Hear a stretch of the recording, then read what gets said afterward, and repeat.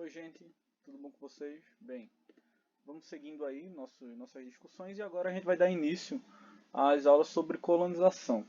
É um conteúdo um pouco chatinho, então vocês precisam ter certa atenção, principalmente agora se tratando de colonização espanhola, tá? Não é um assunto assim de que a gente pega ele e bate pronto, a gente precisa se atentar porque principalmente vocês, eu não sei como foi a formação da maioria, mas grande parte dos professores se dedica muito mais a analisar e entender o processo de colonização portuguesa e acaba esquecendo a necessidade da gente ter um alento maior, um atento maior aos processos de colonização da América Espanhola, que querendo ou não, né, compõe assim a América Latina, que é o nosso espaço vital, a região que a gente habita mesmo, que engloba o Brasil e os outros países latino-americanos, enfim. Então, a formação da América Espanhola ela acaba sendo para a gente um marco, um ponto muito relevante da historiografia nacional. Tá? E quiçá, quem sabe, né, historiografia mundial também, se a gente for expandir essa argumentação. Mas enfim, não vamos nos prender a isso, vamos discutindo esse conteúdo para que as coisas elas façam um maior sentido para a gente. Antes de mais nada, deixa eu iniciar o slide aqui.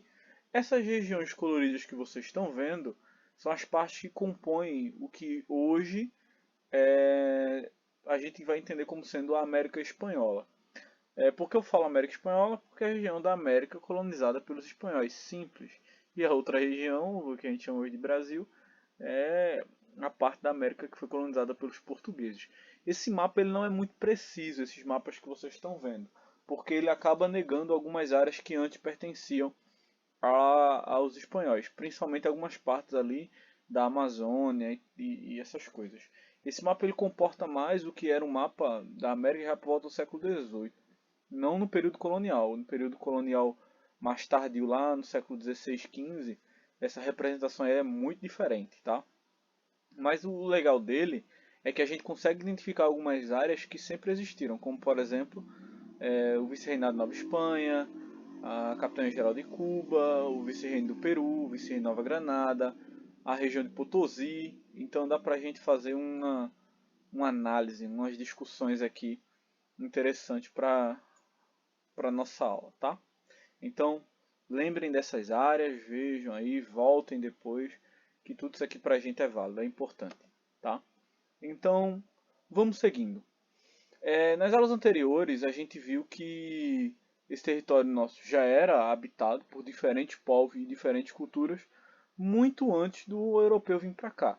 Então a América já era habitada. E outras coisas importantes que a gente já discutiu, o contato com o espanhol, o contato com o europeu, vamos generalizar, porque isso não foi um aspecto apenas da América Espanhola, que para mim destruiu muito mais do que a América Portuguesa, né? Mesmo assim, enfim.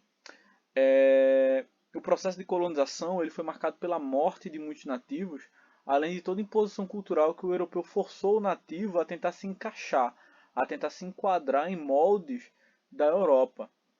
Porque na cabeça do europeu, ele era o superior que levava a civilização para o nativo. E sabemos que isso não é lógico, isso não é racional. Se a gente for partir do princípio que não existem culturas melhores ou piores, que cada cultura tem seu próprio mecanismo de desenvolvimento, tem sua própria maneira de ser e agir, esse pensamento do europeu é egocêntrico, é preconceituoso e destrói, acaba com a população. Por volta de 1492, os espanhóis vão chegar na região das Antilhas, né, juntamente com as expedições de Colombo. Em 1511, já no século XVI, eles vão chegar na região de Cuba, acabando com as populações locais e vão acabar usando aquela região como um entreposto comercial, aqui naquela região de São Domingos, que mais para frente vai acabar, São Domingos não, perdão, a região de Havana ali, né? A Capitania-Geral de Cuba, que mais para frente vai formar um importante centro comercial francês, mas isso aí já é outra narrativa, já é uma narrativa futura. Vão existir vários avanços europeus, claro, cada qual dentro da sua lógica racional. Por exemplo, em 1521, Hernán Cortés vai acabar impondo seu poder sobre os astecas. Em 1532, Pizarro ele vai conquistar o Império Inca. E em 45, nós vamos ter a descoberta das minas de Potosí. Esse período, as descobertas não só da mina de Potosí, mas várias outras minas ao longo da América, inicia o que a gente entende como sendo o século del ouro, ou século de ouro espanhol. É a época que a coroa espanhola ela vai se desenvolver muito economicamente com essas descobertas auríferas aqui na América. Vão acabar investindo mais nas navegações, vão acabar fazendo trabalho de exportação, se envolvendo em alguns conflitos. A Espanha ela vai ficar muito poderosa. O livro de vocês ele comete alguns equívocos quando ele atribui as vantagens europeias ao uso de armas de fogo e a outros instrumentos bélicos. A gente sabe que isso é falho, é um argumento muito errado, porque os nativos eles estavam em maior número, né, e o que vai acabar destruindo essas nações são as armas de fogo, perdão, são as doenças e conflitos com outros povos nativos, além de problemas administrativos causados por guerras sucessórias, como é o caso do Império Inca. Né? Pizarro só vai conseguir conquistar aquela região porque vai haver uma crise sucessória no trono Inca, que vai fazendo que dois irmãos acabem brigando ali, um se alie aos espanhóis, enfim. Um livro que eu indico para vocês é esse primeiro, de Matheus Restal, Sete Mitos da Conquista Espanhola. É uma narrativa perfeita, tá? São vários autores, cada um traz um capítulo que apresenta críticas a esses mitos da conquista. Esse de Todorov é legal, tá? A questão do outro. Mas o de Matheus Restal é mais simples para vocês, beleza? E aí a gente tem outras coisas. Qual era o argumento que os espanhóis utilizavam para essa conquista, para esses avanços? A gente tem alguns tópicos aqui que vale a gente lembrar. Por exemplo, existia o argumento da guerra justa, que os espanhóis estavam, ou melhor, que o europeu colonizador estava combatendo o bárbaro, aquele infiel, aquela pessoa que não conhecia Cristo, e através da espada se levaria a fé. Esse é o primeiro argumento da conquista e da morte de alguns nativos. Outro argumento utilizado era levar a fé para povos diferentes, porque só a fé iria salvar essas almas e só a fé salvaria o mundo, porque as pessoas precisavam conhecer a Cristo. Uma principal figura nessa luta toda é um cara chamado Bartolomeu de las Casas. Ele é um importante cronista e defensor dos nativos. Vai ser ele que vai levantar muitas das teorias de que os gentios da terra, como muitos falavam, não mereciam ser catequizados, pois eles eram polidos, educados e entendiam muitas coisas, e era o europeu que estava levando a guerra até eles. Então, ele vai ser ele o responsável por tentar minimizar essa ação do europeu contra o, o nativo, tá? E o outro argumento, claro, é o acúmulo de riquezas, tentar conquistar mais áreas, mais terra, mais poder. Esse é o que eu acredito que a maioria da turma também concorda comigo que vai ser um dos principais motivos dessa expansão, tá?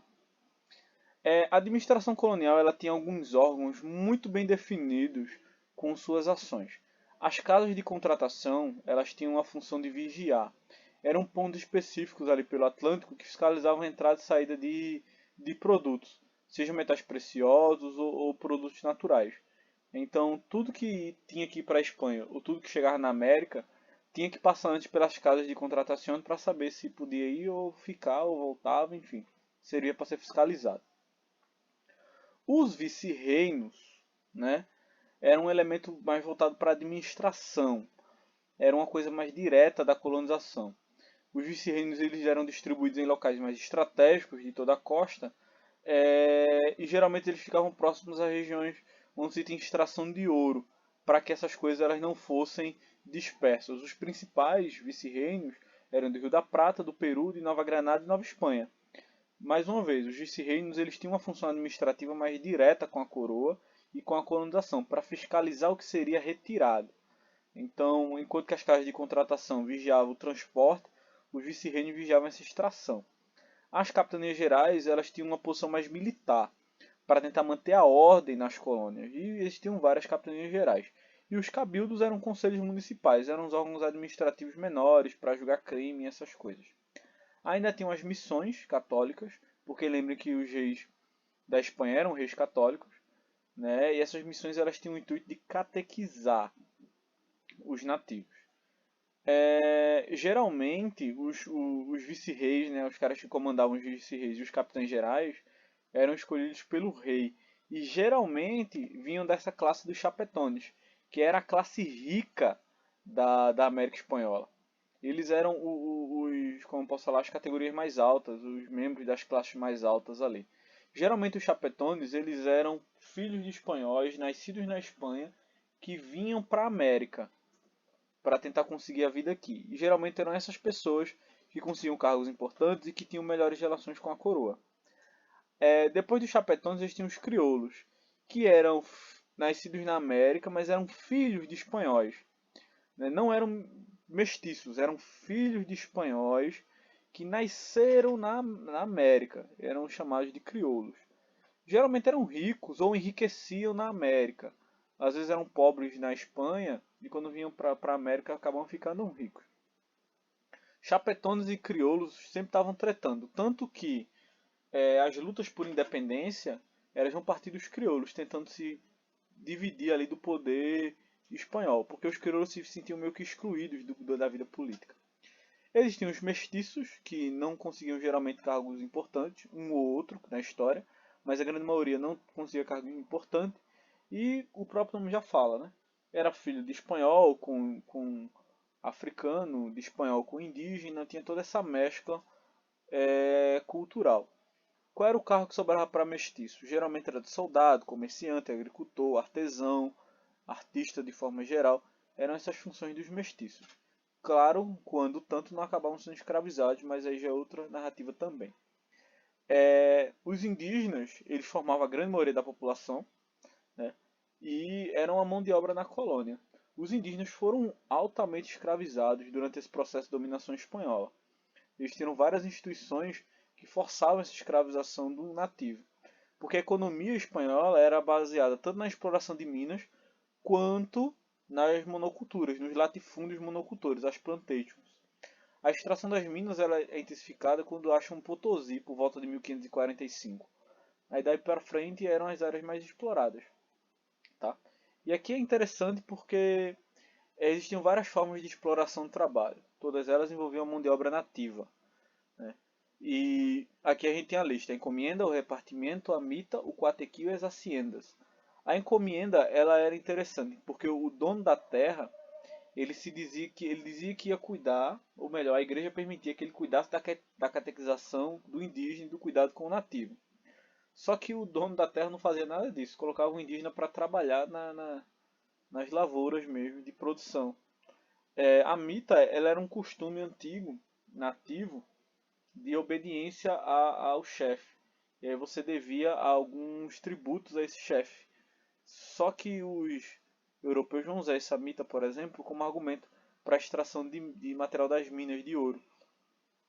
O repartimento é a mesma coisa, a hacienda está relacionada a essas grandes plantações e tantos esses outros órgãos que vão compor a lógica, a realidade desse mundo colonial espanhol. E aí eu deixo para vocês essa atividade, coisa pouca, tá?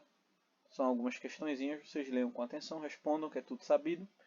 E me lembrem de me repassar depois as respostas.